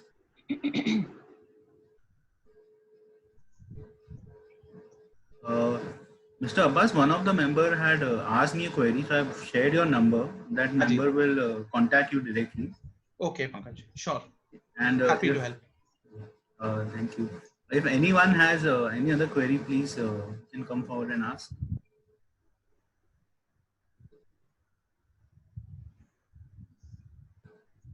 I guess there are no queries as such, but it was a very informative webinar session. I thank you for the best research which you have done, and blessed us with vast knowledge of international taxation, Form 15 CACB, transfer pricing, and everything else. So I thank you from on behalf of our Chembu Study Circle for taking out time and giving us your time and teaching us basic concepts. Thank you, Mr. Abbas. Thank you, Pankaj. It is my pleasure, and I sincerely hope that the presentation has been found to be useful and relevant. Sometimes when you don't get queries, you feel slightly unnerved. Whether is it that the I was not able to kind of communicate the issues very well. But as Pankaj mentioned, if any of you have any query, please feel free to reach out to me, and I would be happy to help. I'm getting messages from members like it was a very comprehensive coverage, nice coverage by Mr. Janak sir. Okay, thank you, sir. Mr. Shanbag sir has also written excellent walk through on the subject, great coverage. So thank you, sir. Getting good response from you. Thank you, sir. That means a lot to me. Thank you. Thanks, Abbas. It was very interactive session. Thank you very much for your time. Thank you, ma'am. Thank you, ma'am. Thanks. I would request Shikha madam to give a vote of thanks to Mr. Abbas sir. Yeah, sure. My pleasure. Abbas sir, it was really very interactive session. The way you have covered the international tax with the illustrations, and you have covered each and every topic. Whatever is coming under international tax, like TDS provisions and income tax act provisions like Section 9, Section 6, and different provisions related to royalty, FTA sales, capital gain, interest, I mean, the relevant head where the this is captured. So it was, you have explained it very well, and along with that you have given a brief view of double taxation avoidance agreement, how to read that, whatever changes, what the changes have come in double DTAA through MLI also. So because that was the latest that has come in MLI, and there was like it was the area where most of our audience would also like to have knowledge, like what is the MLI, whatever what the new changes have come. So you have covered that thing also very nicely. You have like it was like a revisit of full international taxation, like very nice coverage. And thank you for this interactive session. We would like to have one more session once again. Sure. Thank you so much for Thank your you. time and your valuable inputs. Thank you. Thank you, ma'am. Thank you, members. It's been an absolute pleasure, interacting with, with you in this, in this forum. Some members have been kind enough to put some, nice messages for me in the chat box. So really appreciate that. Thank you very much. And yes, it goes without saying, if there's anything else that you wish me to cover in a subsequent session, would be happy to do that. We will cover. Yes. We will come back to you. Thank Sure. you so Thank much. you. Thank you so much. Thanks. Thank you, Abbas. It was a very, very nice section, very good, very well structured and well presented. A very compact one, and people who are not into international taxation, that also you have given a very good broad this thing. And lastly, what is like covered and what is as a CA, what kind of practices and what kind of areas can be covered, that also was quite good. Excellent one. Thank you, Bhaveji. Thank you. Thank you, Abbas, once again from all our Chambers Study Circle side. Thank you once again. Thank you, Mr. Abbas. Still, I'm getting messages from other members that the presentation was really excellent. Very detailed presentation. Very nice. Thank you. Abbas Yes, Janakji. Yeah, it was excellent presentation, and I'm practicing chartered accountant in Dubai. To be very wow. So you have international presence of the participants as well. So wow, thank you. That was the only thing which I wanted you to know. Wow, thank you. Excellent presentation. I loved it, and it was covering in a great detail, as I already mentioned by you. Sorry. Thank you. Excellent. Thank you, Janakji. Thank you, Janak sir. Thank you, Janak sir, for your kind words. Yeah, always. So it's a very we are also very happy, we are getting such good responses from all the members. So I congratulate Mr. Abbas for a wonderful session. So we'll have one more session very soon, definitely. So let's look forward. We will invite you to our Chamber Study Circle as well, give a presentation. Happy to do that, Pankaj. So I would like to tell all the members that I and Abbas have studied together since 11th standard. So we have been in touch, regularly. So I feel so happy to be in his circle. Oh, come on, Pankaj. Don't embarrass me. Yeah. Happy Friendship Day. Yeah, absolutely. To all of us. Yes, thank you. It is an absolute pleasure. Thank you. Also, I would like to add that I and Abbas has worked for some time in CMK farm. So that was like, I can see the changes, and really, I'm very happy to see him right now here. Thank you, ma'am. Thank you. Thanks. Means a lot. Yeah. Okay. So thank you, Mr. Abbas, once again on behalf of Chamber Study Circle. So thank you, members, for attending it. So we'll just end the session over here. Sure. Thank you. Thank you once again. Thank you, everyone. Thank you, Shika madam. Take care. Thank you. Take care, everyone. Bye. Bye. Bye.